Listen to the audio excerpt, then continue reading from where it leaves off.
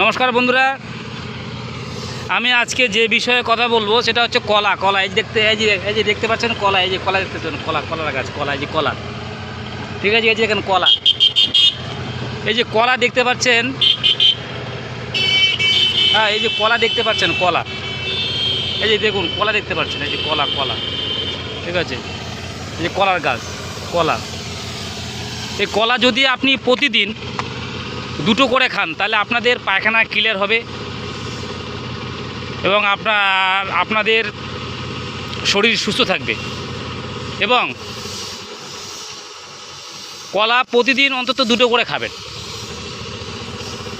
যদি না পারেন দুটো করে অন্তত প্রতিদিন খাবেন। খেলে আপনাদের পায়খানা ক্লিয়ার হবে, সকালবেলা খাওয়ার রুচি হবে, শরীরে এনার্জি আসবে, স্কিন ভালো থাকবে। স্কিন, এই যে স্কিন আছে না,